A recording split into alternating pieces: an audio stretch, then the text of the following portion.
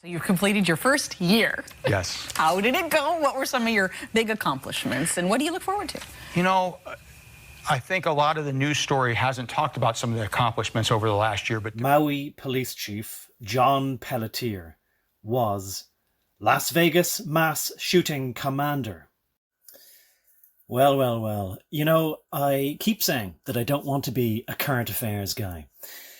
And yet, you know, it seems like almost every single time now I just can't help having a look at one other. It's not exactly a conspiracy theory yet because it's not fully formed, but it is a rabbit hole. So, okay, you know, there's a picture there. It pretty much summarizes the whole thing. If that's what you'd like, just there you are. If you can figure out what the interesting rabbit hole is from that picture, you could leave it at that. But look, let's go down this rabbit hole then, you and I. I just decided, okay, look, let's start here. Do you know the way there have been fires in Hawaii? Well, you might not know. If you're in the future, you might have forgotten about it. I don't know. But it's August the 23rd and in 2023. And it seems that maybe it could be 2 weeks ago that fires started in Hawaii, which are supposed to be the worst in a century. There is talk about the fact that the alarm wasn't sounded. The excuse given was that, oh, that alarm we only are supposed to use for tsunamis, and if we set off the alarm, then people would run inland, whereas we wanted to run them away from the fire, so that wouldn't have been any good because the fire was inland. Sounds vaguely plausible, I don't know, but there also seems to be a lot more of what you might call unfortunate handlings, bunglings, you know, where people were told, oh, drive this way, and they were told to drive actually into the fire rather than away from it, or people were not allowed to have water or could have had water, but the fire brigade was prevented from getting to where it needed to go, all these kind of things, which always leaves everybody, in every incident, always guessing whether it's, you know, whether the poor outcomes are due to incompetence or malevolence. You know, is the incompetence intentional? In other words, oh, whoopsie, did I start the fire there? Well, maybe I didn't start the fire, but once it started, I made sure that nobody could put it out. These kind of things. These are the questions that if you ask, people say, that's crazy. Why would anybody do anything bad? You know. Anyway, look, you know the way I am. I'm somebody with long introductions. The police chief of Maui is maybe currently, in current year, August of 2023, being asked, what could you have done better, maybe, you know? We thought you were a super police chief. Why didn't you coordinate the efforts, either while it was happening or afterwards, to either prevent the problem or, once it started, to put out the problem, you know, to extinguish the fire as quickly and efficiently as possible to minimize loss of life and loss of property? Or what responsibility will you take, even if it wasn't your fault, through malfeasance, which is a word that I think we should all hold in the front of our minds, because it means either you did the wrong thing through malevolence or you did the wrong thing through negligence. So anyway, let's start with this video here. And this is the police chief from January of 2023 in Maui, and his name is, why have I forgotten it now? Oh, God. His name is John, and his surname is Pelletier. Maybe Pelletier is how they pronounce it in the United States. It just sounds a bit French to me. Maybe it is French-Canadian originally. But let's start off with this video of him, I say him, John Pelletier, or Pelletier, in 2023, and he's being interviewed on what looks like Hawaiian Maui TV.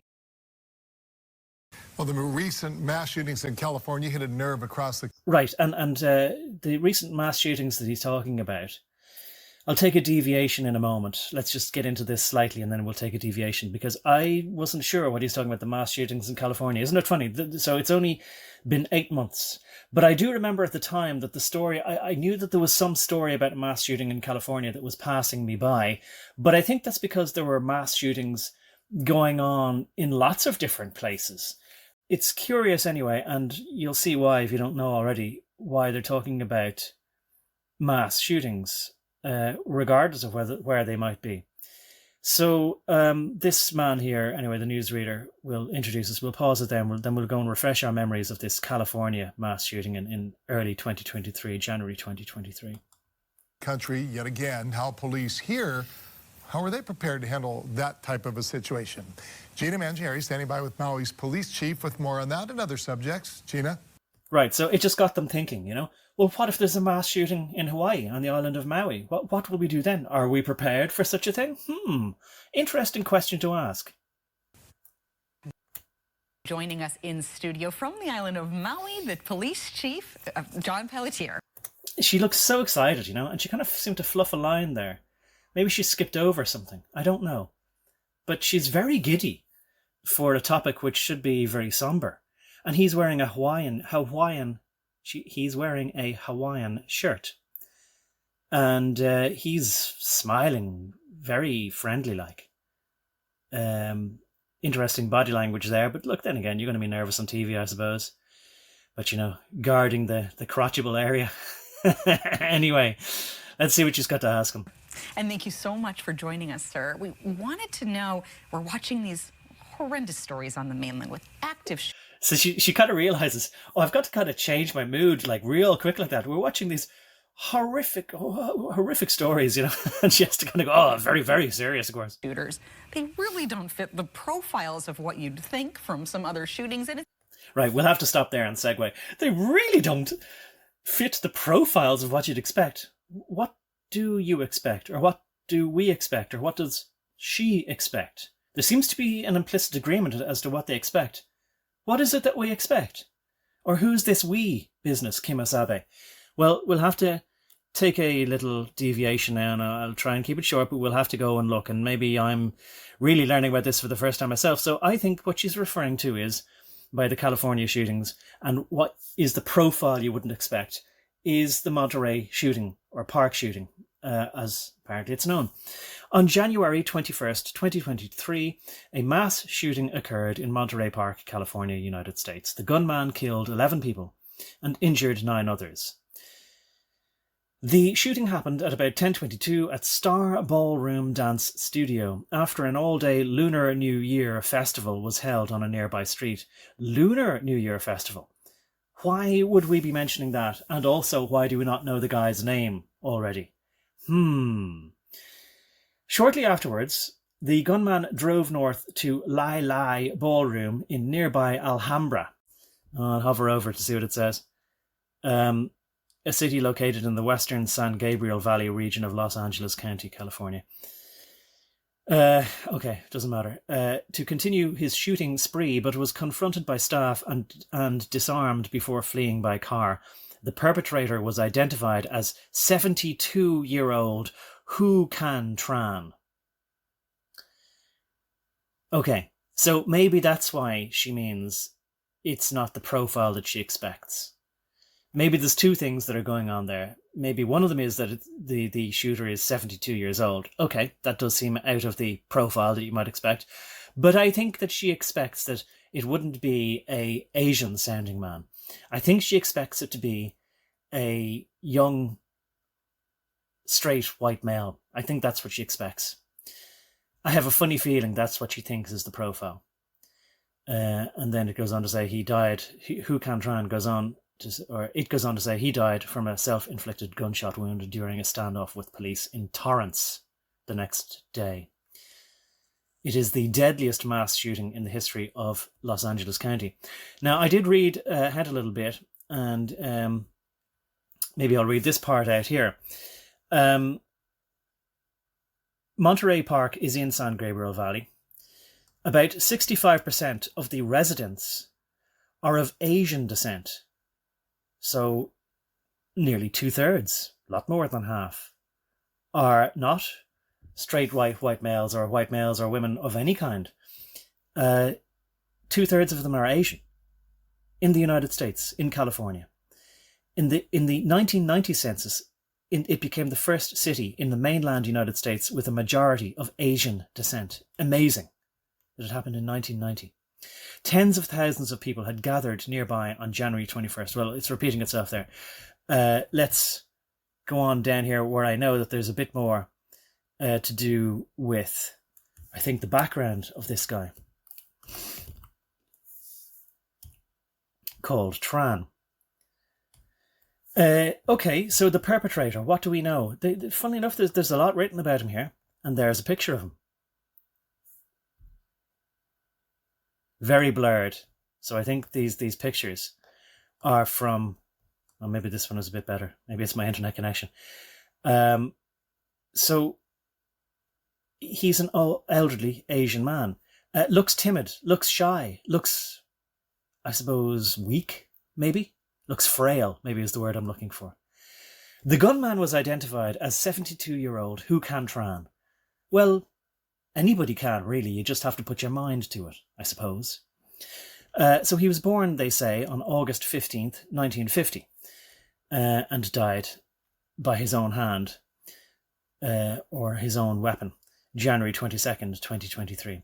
He was reportedly from China or Vietnam, because we have these people who are born outside of the United States, born in some Asian country, and presumably they immigrate into the United States, and we don't even have a clear record of what country he was born in. I mean, how can they be sure, like, what his date of birth was? I mean, just kind of goes to show the lax vetting that is being put on people even back then, or that was being put on people even back, whenever he immigrated into the United States. Because it says he became a naturalized US citizen in 1990 or 1991. So he was one of the people who helped this portion of California become predominantly Asian. No longer, a place for people of European descent, whether they be Spanish or more Northern European. Tran became a naturalized US citizen in 1990 or 1991 and settled in the city of San Gabriel. In 2013, he sold his San Gabriel home, which was a 5-minute drive away from the Star Ballroom. In 2020, Tran bought a double-wide trailer in a senior community at a mobile home park in Hemet, not Helmet, but Hemet, a suburb about 85 miles east of Los Angeles. He lived there at the time of the shooting. In the late 1990s, Tran met his wife-to-be at the Star Ballroom Dance Studio, where he taught informal dance lessons and was a regular patron. They were married in 2001. 4 years later, Tran filed for a divorce, which was approved in 2006. His ex-wife stated that he was never violent while around her, but was quick to anger, in quotation marks there. He frequented both Star Ballroom and Lai Lai several years ago, sometimes volunteering as a dance instructor, but ended up clashing with the people there. Indeed. So there's a history of him not getting along with people and perhaps holding grudges against the people there. According to the sheriff, Tran had not been to the Star Ballroom in at least 5 years and did not appear to be targeting specific victims.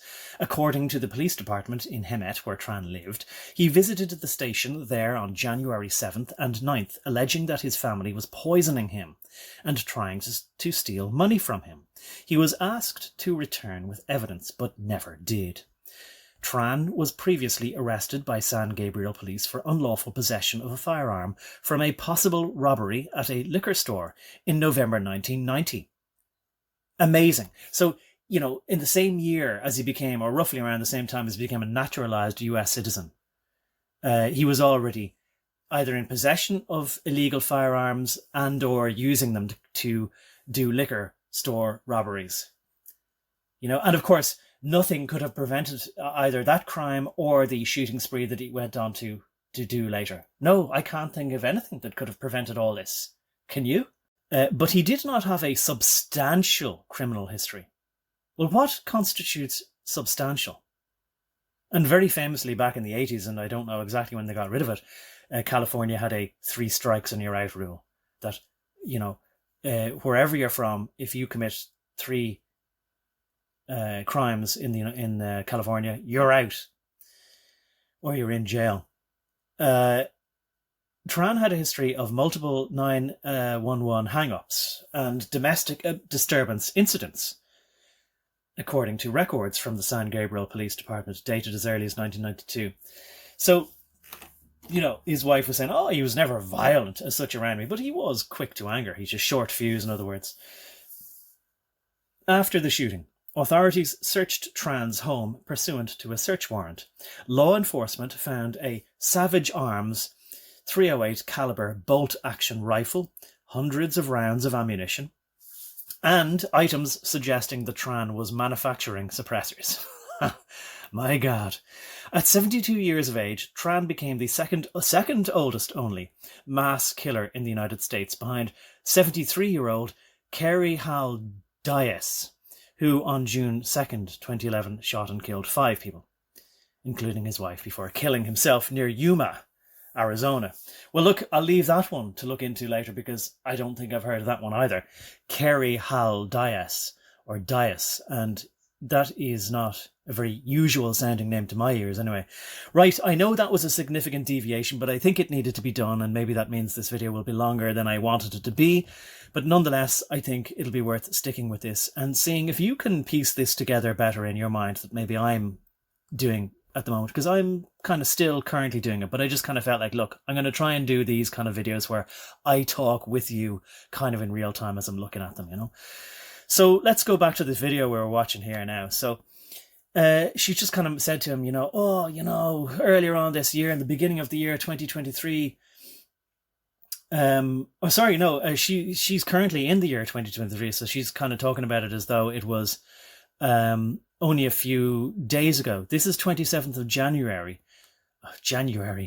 and the mass shootings committed by this person who she thinks doesn't fit the profile was on the 21st of January. So only 5 or 6 days ago from the time that she has this police chief on, and she's giddy with excitement to talk to him. So let's look at her demeanor, given the fact that it was within the same week now that she's saying to him, how can we prevent or anticipate similar shootings then on Hawaii or Maui? It's kind of scary. It's kind of scary. How is Maui County preparing for something that almost seems unpredictable at this point? Almost seems unpredictable. Right, I'll try and not interrupt too much. No, thank you for having me here, Gina. And what a timely topic to talk about. What a timely topic to talk about. He sounds so perfunctory, so matter-of-fact, so desultory. Basically what I'm saying is, what he's saying here, I'm no body language or psychological expert, but I'm pretty confident he is rehearsing a speech that he's gone over and over in his head already. Maui County preparing for something that almost seems unpredictable at this point. No, thank you for having me here, Gina. And what a timely topic to talk about. You look at California, we had 3 incidents over the last week or so, 25 dead. And what we can't allow, and what MPD is doing, is we're focusing on a 2-prong approach, and that's partnerships and prevention. And what I mean by they always have these funny phrases, partnerships and prevention. And by the way, I'm reminding you here, this guy's name is, if I can remind myself, Pelletier. And he is the current chief of police of Maui, and perhaps by extension of Hawaii. The focus is on him now during the aftermath of the Hawaii or Maui wildfires, as to what was his role in not preventing it and not making sure that the damage done to property and people, into people's lives, was minimized.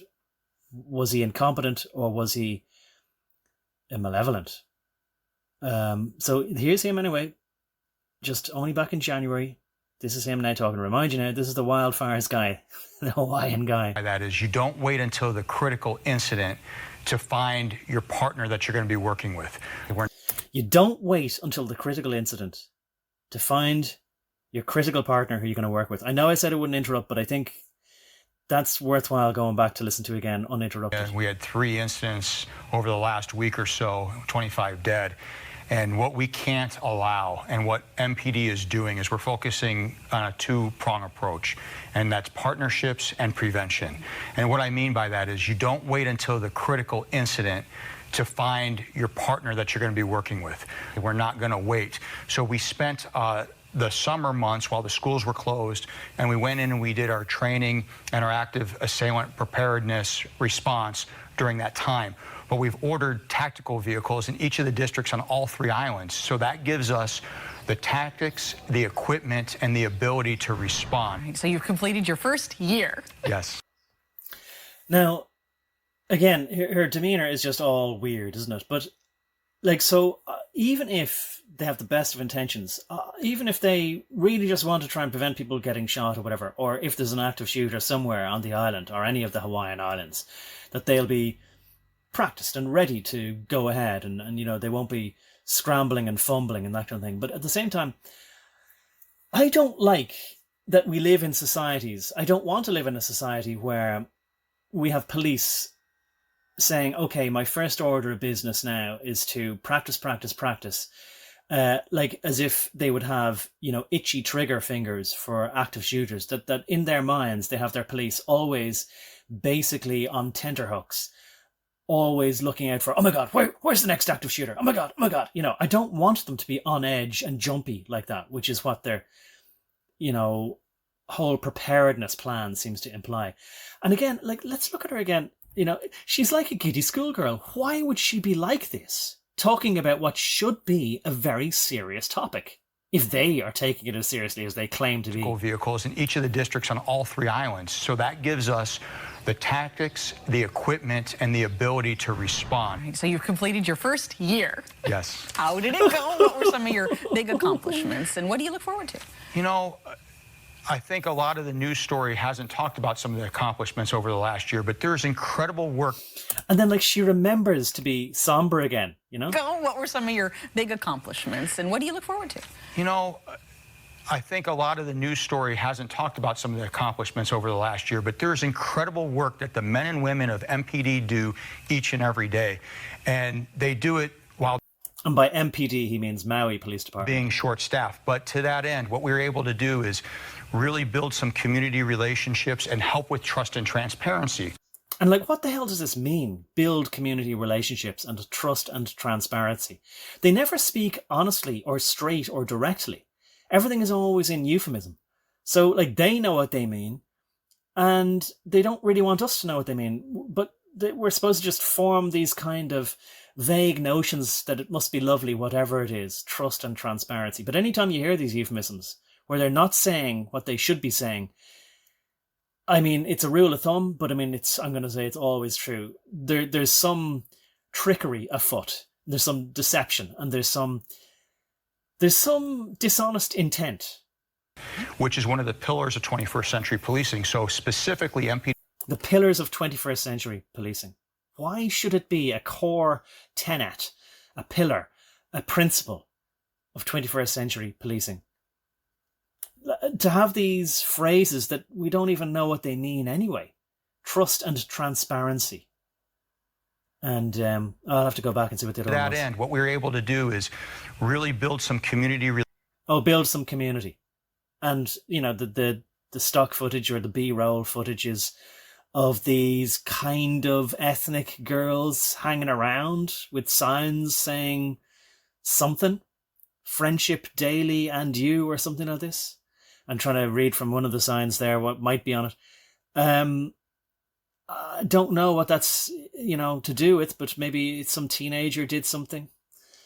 Who knows? But, you know, building trust and transparency, building relationships, yeah, it's all very odd PR. It's the kind of thing where, you know, that management agencies, you know, human resources and public relations agencies have got into the police and everything else. It's just weird, the kind of then propaganda they push down from the inside out. Relationships and help with trust and transparency, Which is one of the pillars of 21st century policing. So specifically, MPD created MMAC, the Maui PD Multicultural Advisory Council.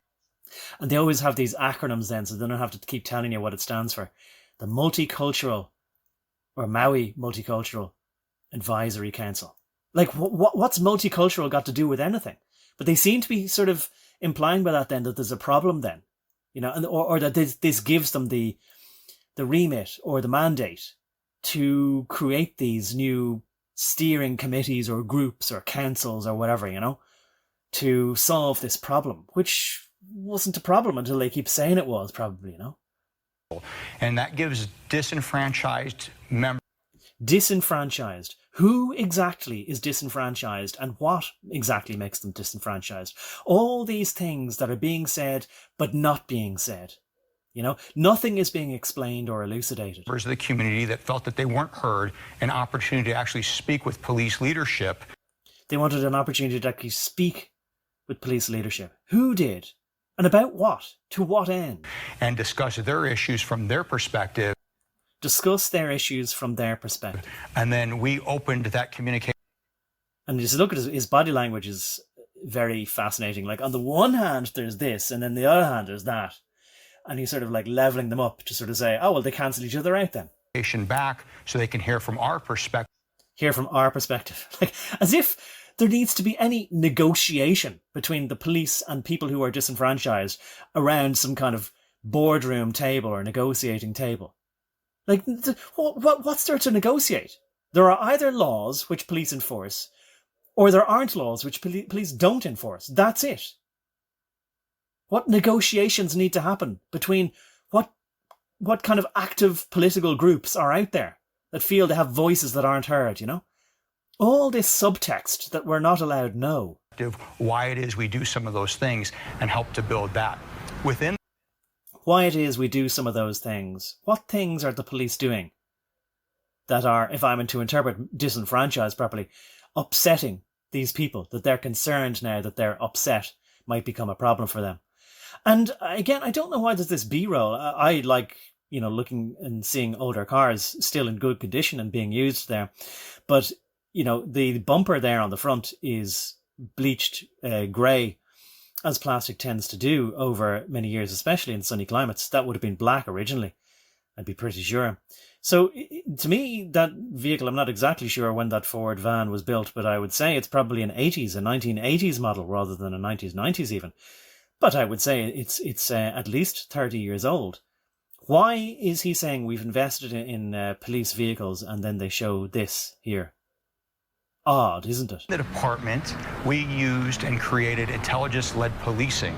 So we take data, we take some of the different things that are out there, and if it's predictable, it's preventable.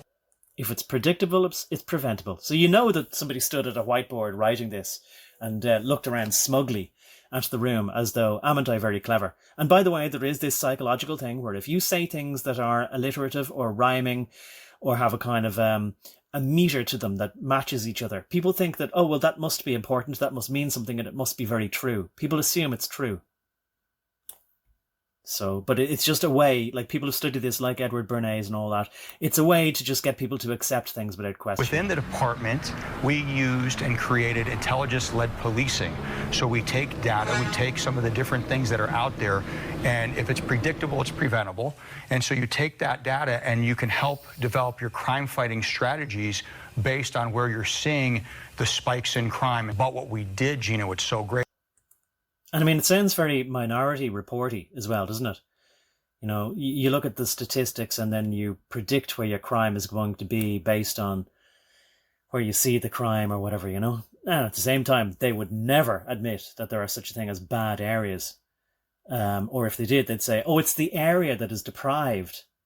Nothing to do with the people who live there that are scumbags. It is. We put CIT, crisis intervention training, and so our officers coming out have the best tools and knowledge to deal with mental illness and those. Who said mental illness? First time he's saying mental illness. Like, nobody mentioned mental illness, but we're supposed to go, oh, right, in case it's an active shooter. So this is how they prevent active shooting. The police are going out there, basically, like the leftists keep going on about. And, they're pretending to us that they're acting like psychologists, rather than police people. So we need to defund the police and put more money into psychology. It's a very female type of attitude, isn't it? That, we're fixing the world now. There'll be no more war. We'll just find out what's upsetting people by sitting around the table and talking. And then we'll cure their mental illness by, just helping them with a bit of psychology. I think that's what they're saying. But of course, they wouldn't ever say anything as straightforward as that, because then we'd be able to say, that's your plan. That's crazy. That's barmy.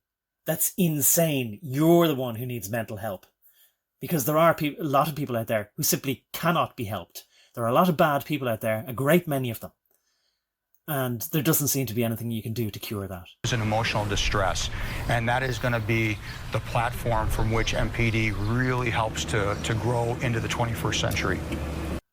And by the way, just to sort of say, always ask yourself, where's the camera? I know that they are generally smaller these days, but even footage like this, whatever this is, whether it's stock footage or B-roll or whatever they call it in the business, even to have somebody walk by a camera like that, you got to say to yourself, that's not just, somebody stood there and happened to catch somebody going. No, they said to him, okay, we'll set up here and then you walk this way and then walk that way. Okay, go. Even that was set up. It's contrived, in other words. So what are your plans then for the coming year and what you'll really focus on there to build on those successes? I think 2023 is going to be a great year for us. I'm not just saying that. That's not just a rah-rah. I really... And she's so effusively happy. She gives him such a smile and a nod. I do believe that. One of the things we're going to build is a CAD RMS system. A CAD RMS. Computer-aided design? I don't think so. Let's see if he tells us what it stands for. CAD stands for Computer-Assisted Dispatch. Computer-Assisted Dispatch. Isn't it wonderful when, they have all these acronyms that mean different things depending on the different context. Acronyms don't save time by preventing you from having to just keep saying the same words all over and over again. No, they frustrate common understanding of what people mean. RMS is Report Management System. We're going to have... RMS, right? It doesn't mean root means square. It's got nothing to do with hi-fis. No, it means Report Management System. I mean, if you have that parlance within your own administrative staff within the police department, let them keep it to themselves. And you don't need to boast about it on either regional or national or state TV. It's embarrassing. You should be embarrassed. Have an updated, integrated system that allows... Updated, integrated, right? So there's kind of rhyming there, and that makes people kind of go, oh, these boffins, they must really know what they're doing. They don't. So there is always incompetence there, but that doesn't rule out malevolence. When you call 911 and the dispatcher then sends the call to the officer, it'll have the best system out there, and it'll reduce redundancy when you're taking the report. In addition, we want to move to a 312 schedule so that we can focus on officer wellness for our people. Another pillar of 21st century policing, and officer wellness is so important. And so if we can give more time back to our members that can use that time with their families, they're going to be happier. They're going to be in a much better position. Well, thank you. And thank you for all you do for all of the islands of Maui County. Oh, thank you. Thank you for all you do. Oh, I can't get over how smiley and chirpy and happy she is. And they're talking about mass murder that just happened in California in their timeline in less than a week ago, and how to prevent mass murder on Maui by active shooters. How is she so chirpy and just, full of like a little schoolgirl type? Oh, I'm so happy to meet you. It's weird. Thank you. Thanks for being with us, Chief, and we'll send it back to you. Back to you. Oh. Right, so that's the end of that video. It's strange. I didn't hear it. Did you hear it? You would think the one thing... Now, maybe it's because she was so giddy with delight at meeting him, she forgot to mention it. Or maybe that's what she fluffed in the beginning, that she forgot to mention it. Or maybe she was going to mention it and just thought, oh, I don't know how to mention it, and just skipped over it. Maybe it was a nervous thing. And maybe her incongruous emotions were as a result of her just being nervous. Maybe she hasn't been a news girl readeress for very long. So... what should I do now? I think maybe I'll go to the next video, right? Okay, so this is when they were hiring this guy, which was in 2021. And apparently it gets hired by a council or, committee group. And maybe this will explain it here. Captain John Pelletier from the Las Vegas Metropolitan Police Department. And this looks like the same woman to me. So yeah, there it is. I'll scroll back so you can hear it again out of the words coming out of her own mouth now, right? Here's the crucial thing that I didn't hear in that long interview, 10 minutes or whatever it was. Captain John Pelletier from the Las Vegas Metropolitan Police Department could soon be the top cop on Maui. The Maui Police Commission narrowed down the list And he looks delighted about it there, doesn't he? of candidates for Maui Police Chief from 5 to 1 today. The commission chair says they felt Pelletier was the right person for the job and the community was asking for change. And she sounds like your typical California newsreader there. Was the right person for the job and he was also blah, blah, blah. We sensed. So that's the other funny thing, I mean, 2 years or maybe a year and a half, something like that, prior to when they were talking, she actually seemed more competent and professional and have this kind of like just general demeanor, but that's upbeat. But then again, maybe she just didn't know how to play downbeat. I'll come back to this guy in a minute. And I think maybe now that we've got that there, it might not be clear to you what I'm saying here. From Las Vegas, why is that important? Well, I wanted to do one of these, Mark Dice. Oh, wait, what's this? Type deals, But yeah, let's see if I can get it in there. Oh, wait, what's this? Maui Police Chief John Pelletier was Las Vegas mass shooting commander. Published August 14th, 2023. As Hawaii grapples with the ongoing wildfire crisis, the Maui Police Department finds itself under the leadership of Chief John Pelletier, a figure with a controversial history linked to one of America's most enigmatic shootings. Right, I'll come back to that. Mass shootings, I meant to say. But I'll come back to that, and let's just go back to Captain John Pelletier right? from the Las Vegas Metropolitan Police Department could soon be the top cop on Maui. Because he wasn't just from the Las Vegas Police Department. He was the captain and the officer in charge during the Las Vegas shootings at the Mandalay Bay Hotel. So curious that they're not really sort of making people aware that that's exactly who he is. The Maui Police Commission narrowed down the list of candidates. And this was the only guy who wasn't from Hawaii. It's for Maui Police Chief from 5 to 1 today. The commission chair says they felt Pelletier was the right person for the job and... Why did they feel he was the right person for the job? Like, what was the specific thing? Like, because they later say, oh, you just gave a great pitch. What was the specific thing? Is it because they really, really are concerned with having a mass shooting on Hawaii or one of the islands there? The community was asking for change. We sensed in all of the candidates a sense of integrity and commitment, but this particular candidate, in my mind, actually had some very, very concrete solutions. Very, very concrete solutions. This guy, okay, his name is Frank DeRigo, D-E, and then R-E-G-O. And his title here is the Maui Police Commission Chair. It's called just a chair instead of a chairman, I think, probably. So in case there's any women there, they don't have to go into the chairman, chairwoman thing. But I have a feeling that I've seen him before. I'd love if any of you could see whether you've seen him somewhere before. I have a feeling I've seen something to do with Hawaii. It's in the mists of the back of my mind somewhere. And this guy was there saying something. And it was revealed that he wasn't, in my memory, it must have been something along the lines of, I'm not casting any aspersions, well, I guess I am, but I'm stating there that, I'm not saying something specifically about this guy that I'm sure of. It's just, I have a feeling that this guy isn't an honest operator. And you know what I'm wondering. And I bet that if he had a Wikipedia page, I probably wouldn't need to look at it to see what his early life was like. That's what I'm saying to you. And I think that I remember somebody saying once that there'll come a time where you won't need to look into it. You'll just know. And I think I just know. But this particular candidate, in my mind, actually had some very, very concrete solutions and directions that he communicated and articulated well. Completely vague. What were these solutions that he articulated very concretely? Or concrete solutions? Solutions to what exactly? You know? Very odd.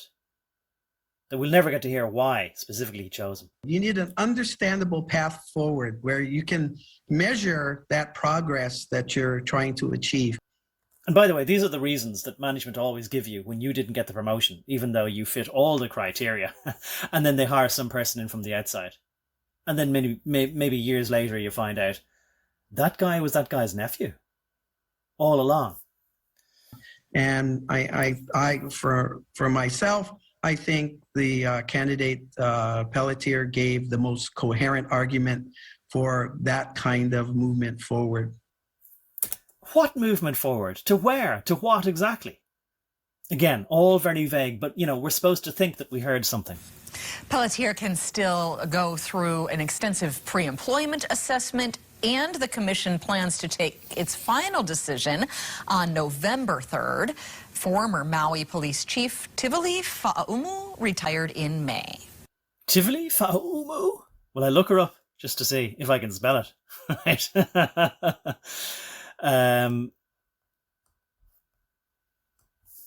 Tivoli Fa'aumu? Is that how you Umu come on to Tivoli? Tivoli Fa'aumu, Maui. I'll see if that comes up with something. I should have looked at this before to see if it would come up with something. Maui Police Chief Tivoli Fa'aumu. Okay, it did. Not too bad. So he retired April 2021, 30th of April is when this article here is published. Maui Police Chief. And look, I wonder if I was a Hawaiian, that guy looks Hawaiian to me. I wonder if I was Hawaiian, whether I would be upset that what looks like a native, or what I might imagine would be a native Hawaiian, when he retires, that they hire in some guy from Las Vegas who isn't even an islander. Would that upset people? I have a feeling that would upset people. So let's have a quick read of this.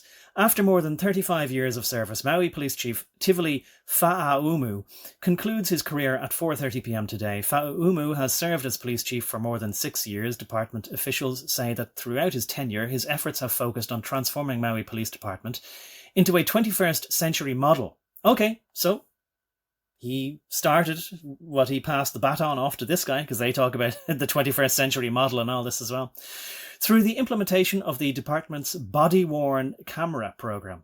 All right, well, that's what everyone does now these days, isn't it? At least in the United States.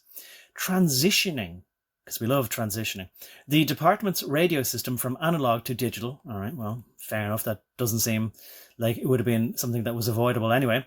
Introducing text to 911, or 911, I should say. Yeah, fair enough. Well, look, even before there was cell phones and digital smartphones or even digital phones at all, there was the beeper system, which America really loved for a long time. So even throughout the 80s and maybe in the 70s even, I don't know for sure now, but I think even in the 80s there was, and certainly in the 90s, the beeper system, where it was basically just a text device. Give me a call on this number. That could have been all you would get as a text, but that's what people used, including the police. Anyway, under Fa'aumu's leadership, the department has also, I skipped a bit there, transitioning the department's radio system, introducing text to 911, and the VirTra, virtual training, training simulator. Under his leadership, the department has also engaged in a more collaborative approach with community partners in addressing Maui County's increasing number of houseless individuals. They're not homeless, right? They're just houseless individuals and those suffering from mental illness. Programs such as the Law Enforcement Assistant Diversion, or LEAD program, course, they always have to have these backronyms, you know. Let's make it called the LEAD program. Now, think of words to fit into that acronym, which aims to provide houseless individuals with community-based services as an alternative to arrest, right? So go out there and psychoanalyze and psychologize with these mental, problematic, crack-addicted vagrants. You know, not that I don't have a lot of sympathy for people who are homeless, but at the same time, there are drug problems and mental problems in a lot of these homeless people's history and situations. So along with continuing the department's crisis intervention team training, which focuses on de-escalating a situation before it reaches a point of violence or self-harm, while ensuring individuals receive the appropriate response and care they need, are just a few of the efforts put forth under his tenure. According to the department, Chief Fa'aumu began service as the first Tongan Samoan police officer at the Maui Police Department. I see. So he's really from actually way over the other side of the Pacific. Well, maybe not fully the other side, but maybe I'm betraying my lack of proper geographical knowledge, but I have a feeling that Tonga and Samoa, maybe I'm wrong, maybe I better look it up, are closer to New Zealand than Hawaii. So he's not an islander either. So maybe they smoothed people into that transition of accepting somebody who wasn't a natural born islander by getting somebody who might look superficially Hawaiian, but isn't actually Hawaiian. So they always have to do these things in gradations, gradual steps. According to the department, he began service as the first Tongan Samoan police officer at the Maui Police Department in 1985. So they snuck him in then when nobody was really noticing. He progressed through the ranks, working in many different divisions, including Lahaina Patrol, Vice, Narcotics, and the Criminal Investigation Division. He served as commander of Lanai District, Communications Division, Plans, Training, Research and Development Section, and as captain of the Kihei District before his appointment to chief. The Maui Police Department commends Chief Fa'aumu for his 35 plus years of hard work and dedication to the Maui community. The department wishes Chief Fa'aumu the best of luck in his future endeavours and congratulates him on his retirement. A department release said, look, I know it's got not much to do with much other than a step along the way, but what I want to look up is, where is Tonga and Samoa? Because I think that they'd choose him because he looked Hawaiian but wasn't. And then people would sort of say, well, I mean, he wasn't from Hawaii, so you accepted him. So look, I mean, maybe on a map there, if you can see, I'll try and blow it up there. Can I make this any bigger?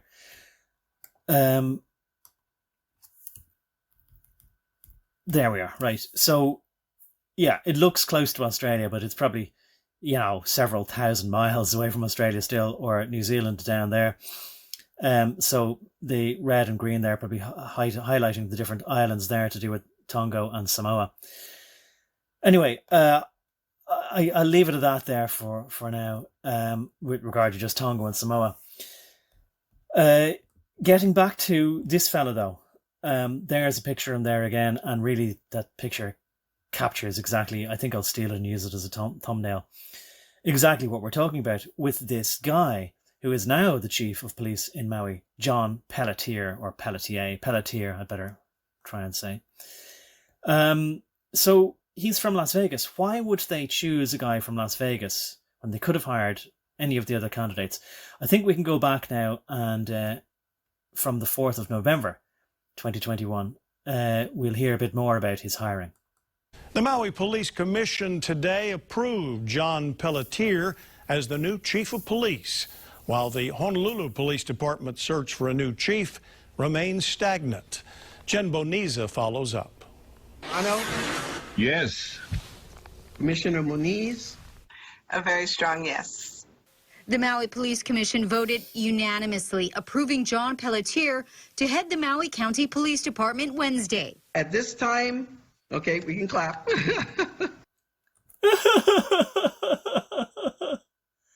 That guy is a tropical fruit, as well as everything else. And look at your one there. She has, I think, Is that Star Wars Palpatine or something like that? That Cloud City? Or is it something along those lines in her background as well? And why are they so, and it's a false emotion they're portraying, but they're portraying that, it's delight, as if they're at a child's birthday party. That's the kind of attitude and demeanor that they have. The false persona they're projecting, their false emotions. Yeah, I want to look at it again. Hopefully you do too. Jen Boniza follows up. Ano? Yes. Commissioner Moniz. Stay to this guy as well. He looks like one of the homeless persons. What do they call it? Houseless persons. He looks like a houseless person. He looks like he's escaped from jail, still wearing his orange jumpsuit. And what has he got in the background there? Is it counter-Vietnam? Is that what it is? I mean, yes, actually. The war in Vietnam was ginned up by Jim Morrison's father by lying about the Gulf of Tonkin incident, claiming they were being shot at by Vietnamese fisher boats, thus giving them an excuse to really bring the troops in and set Vietnam on fire. Come on, baby, light my fire. So, yes, I do agree, but at the same time, I know he kind of agrees with me for different reasons, probably. He's just one of these people who has an axe to grind. They're anti-everything, but they've been subverted and turned into useful idiots. That's what my guesstimation is of him, without knowing anything else about him other than just what I'm looking at here. And you might say that's bigoted, and maybe it is. You might say it's bigoted, but baby, that's all I am, or something like that. I can't remember. I think I'm trying to think of that Cars song. You might think it's crazy. Anyway, I better not sing or subject you to any of that anymore. My bigotry should be enough. So I think he's a crank. And I think the other guy is a tropical fruit. Or he's a fruit and nutcase. A very strong yes. The Maui Police Commission voted unanimously approving John Pelletier to head the Maui County Police Department Wednesday. At this time, okay, we can clap. We can clap. And nobody's clapping with him. Like, even the woman, if you can look down in the corner there, if you can see it, she's kind of holding her hands together, but she doesn't really want to get in on this. He's just, I mean, how do people like this get to be chairs of commissions? I think, any of us who know what we're looking at kind of know by now. They're put into these positions so they can just play their roles. And they get paid quite handsomely to do it. I think, in the past they would have been called sinecures, positions for which they're paid handsomely, but they don't really have to do anything other than just make the right decision that one time when they're asked to. And that is, we'd like you to hire this guy, or we'd like you to not have any objections. We think he's good, we'd like you to play along. Or these people just know instinctively, don't bite the hand that feeds you. So maybe the guy on the right hand side there of whatever Zoom meeting this was is kind of putting his hands together as well. But it's all very timid clapping. All of these people seem to be people who were probably also then very easily led, very easily coerced. That they aren't men of conviction. They aren't people with strong spines that will stand up and say, this is what I stand for, or this far and no more, or I don't care if you're going to have a problem with me, if I confront you, or if I ask questions like, why are we bringing in this guy from Las Vegas, who was at the Mandalay Bay as the officer in command when the mass shooting went down there? Why are we bringing in this guy? Do we have a mass shooting problem in Hawaii, or are we expecting one? That's the kind of question I'd be asking, instead of clapping gleefully like this. Congratulations, Chief Pelletier. And he does not look happy, does he? He looks like he's looking at these people. Of course he's looking down at them just from the unfortunate angle of having his laptop or tablet or phone down on his desk. But it's an angle where it looks like he's looking at this guy kind of going, he's thinking much the same thing as me, probably. He probably doesn't have anything more than contempt for these people. And he's got no further use for them after he's voted in by them. Let me be first on behalf of the Police Commission to welcome you to your new responsibilities. Maui Nui is looking to you for not only steadfast leadership, but also compassion buttressed by strength. I think he got that wrong. I think he meant to say compassion, buttressed by strength. Again, like a pre-prepared, like nothing Pre-prepared speech, nothing authentic or sincere or spontaneous about it. You know, it's just total disingenuous character. He just plays a persona, like most people. Unfortunately, I've realised most people just play a persona for their whole lives. They just act like how they think, or how they think they're supposed to act, or they behave like they assume other people expect them to behave. So this guy, you know, let me be the first to welcome you. It's just all perfunctory, just all by the numbers, you know, by rote. It's this kind of insincerity sickens me so much that I have to go back and look at it again. Frank de Rigo, Maui Police Commission chair. He's not even a chairperson. No, he's just a chair. Welcome you to your new responsibility. And it's a fake smile. Totally fake smile. And these people live their whole lives faking it. Maui Nui is looking to you for not only steadfast leadership, but also compassion, Compassion, you idiot. By strength. It is truly... But it doesn't really matter whether he gets his line right or wrong. Who's watching it anyway? I bet you whoever watched it then live or on news or whatever, even though I've got a small channel, it's probably not that much more than whoever's watching it now. Truly an incredible... Truly an incredible... Go on. What are you going to say then? John Pelletier. A blessing. Come on, I better let you speak. I am humbled. Oh, he's humbled. I am honored to have been given this kuleana, to given this opportunity. Truly an Wait, what was that? Incredible blessing. I am humbled. I am... Voice of James Yuen, or James Yen, Honolulu Police Commission Executive Officer. I think that chyron that came up too soon or too late. So, because this guy is John Pelletier, or Pelletier. Pelletier. Honored to have been given this kuleana, to given this opportunity. I think he must have said, it sounded like Giuliani, but I think it must be a Hawaiian word, like honor or no, duty or position or responsibility. Maybe that's what it is. Let's listen to that again. Truly an incredible blessing. I am humbled. I am honored to have been given this kuleana, to given this opportunity. Right, I guess he translated it there. Huliani must be Hawaiian for opportunity or something like that. As Hawaii grapples with the ongoing wildfire crisis, the Maui Police Department finds itself under the leadership of Chief John Pelletier, a figure with a controversial history linked to one of America's most enigmatic mass shootings. Chief Pelletier, who assumed the role at the Maui Police Department in late 2021, had previously dedicated 22 years to the Las Vegas Police Department, eventually holding the position of captain, the National Pulse reports. In 2017, Pelletier was the incident commander during the notorious Las Vegas mass shooting, a tragedy that resulted in the deaths of 58 individuals. The grim event, which took place on October 1st, 2017, remains shrouded in mystery, with no definitive explanation for why 64-year-old Stephen Paddock opened fire from the 32nd floor of the Mandalay Bay Resort, killing 59 and injuring 527 people.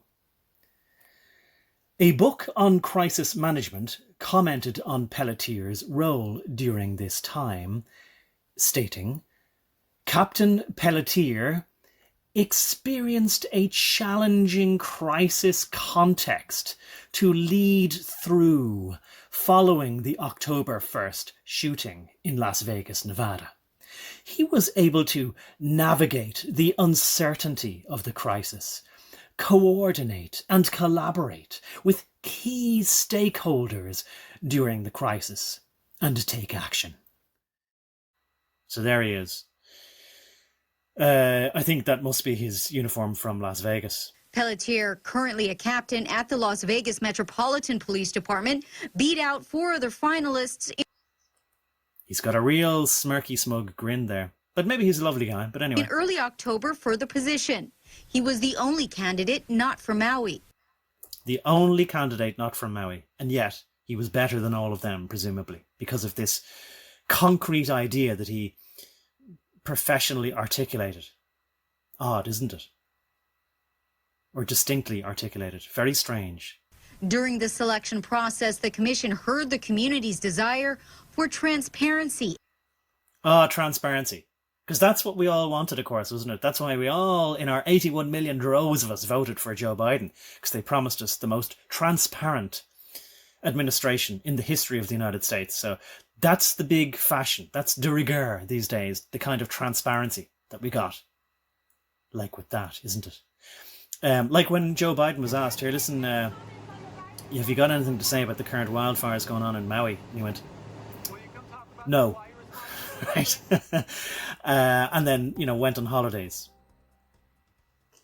Not that he would have been able to do anything anyway, but his visit to Maui or Hawaii was disaster anyway. Started telling stories about how when his house burned down, it was tiresome or troublesome or upsetting time for him, so he knows exactly what the residents of Maui are going through. Anyway, I only mention it because of transparency. So, yeah, transparency. When they mention we're going to get transparency in a police department, you can bet your bottom dollar you're going to get lovely transparency. And a fresh perspective. What a fresh perspective. Like, it means nothing. What exactly is a fresh perspective? They felt... Because really what it is meet the new boss, same as the old boss. He's going to take on the mantle. I forget what that Hawaiian word there was, but take the opportunity or the burden of opportunity upon himself and just carry it forward. He's going to carry on the plan. It's like a cargo that they're carrying. It's like a relay race, and one passes the baton onto the other, and they just carry on in the same direction without hardly breaking a step or a beat. Pelletier was the best person to usher in positive change. He ushered in positive change. Yeah. Well, that's lovely, isn't it? All these words that mean nothing. Sound and fury that signify nothing. He says he wants to hit the ground running when he's sworn in on December. It fits in with my relay race metaphor, doesn't 15th. it? I think it's important that my police was the best. I know it's a minor detail, but sometimes minor details matter, especially in, all manner of rabbit holes. But I want to have a look at these 3 vehicles here. Positive change. He says he wants to hit the ground running when he's sworn in on December 15th. Now, they say that they are underfunded, under budget, and this kind of thing. So it looks like that they have, I should know the vehicles better there, but anyway, they're very familiar, and I don't want to embarrass myself by getting them wrong, but is there a Chevy there and a Ford, and then this old Ford van? I'm so embarrassed that I know the vehicle so well on the right, and yet I just can't say what it is. But the other one looks like it's a Ford Ranger in the middle, or maybe it's a Raptor, but anyway. Is that the sum total of it? Are those employees' cars, or are those fleet cars, pool cars of the police? Because something is gone wrong there. I mean, it's a perfectly lovely, serviceable vehicle, and I like seeing it there. But if they don't have better vehicles, if that's the 3 vehicles that are parked there all the time, then I'd like to know what funding is going to that police department, and I'd like to know what the salaries are, and I'd like to know why they don't have enough money then for the material goods that they need. Something is strange there because of that vehicle. It wasn't just a one-off that they were looking at that vehicle earlier, and that was just a kind of a weird, aberrant sort of exception. I mean, I know standing beside the other vehicles there, it's a lot older as well, but there's something unusual there, and I would say it's to do with the budget of the department.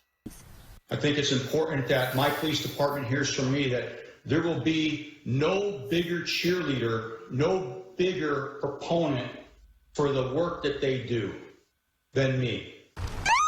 His number 1 goal, move the department and community forward. His number 1 goal is to move them forward. Again, like these are meaningless phrases. What was he going to do? Move them sideways, move them backwards, move them up, move them down? It's just nonsense. I hate all this corporate business talk. But we're hearing it everywhere because all corporations have indeed literally taken over all aspects of every every facet of our lives, you know, all institutions. We are in this together. We are in this as... We're in this together. I'm sorry for pausing it so often, but it's just such trite, meaningless, empty phrases. One for one Maui County. By the way, I wish that I had a higher definition of this video. That's an interesting looking ring. I wish I could zoom in and pause it there. I don't know what it is. I'd like to wonder about whether it might be a Masonic ring. But at the same time, I think it might be more likely to be a heart there. So I don't know, but it's an interesting ring. And I think he's got other rings on other fingers on his other hand as well. So again, you know, that's curious. Personally, I don't think any man should wear a ring or jewellery unless it's his wedding ring. I think he should leave it at that. And that doesn't look like a wedding ring. One Hawaii for all of us. Meanwhile, the hunt... One Hawaii for all of us. Like, what even does that mean? But I mean, like, I suppose it's supposed to be a meaningless talking point to... I suppose they've done studies to know that, you know, the people who consider themselves to be people of diversity will prick up their ears and go, oh, finally, it'll be my turn to get my own back then on whoever they perceive as being the outsider. And you know that's going to be people like me and like you. For Honolulu Police Department's new chief is in limbo until the consultants are chosen. And by the way, so I think it's saying here, for Honolulu, there is no committee. There's no chair of a committee, and there's no commission of that chair. So they can't select a chief of police because they don't even have a commission, which seems to be a requirement before you can even have a selection. How did that situation occur?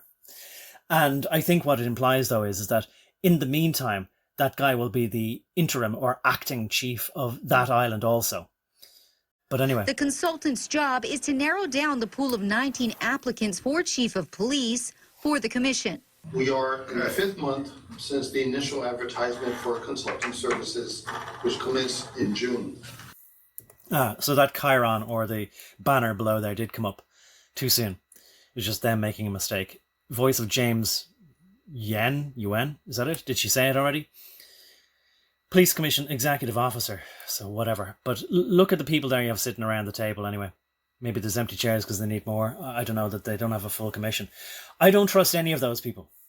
But maybe some people will look at that and say, oh no, it looks diverse enough to me, but there's still too many, you know, old white men on it. Maybe that's what they'll be thinking. As a reference. Oh, by the way, I'll just say this, right? I did look up the Hawaiian Islands there recently. You might have heard of the South Sandwich Islands. I had vaguely heard of them, but I didn't know where they were.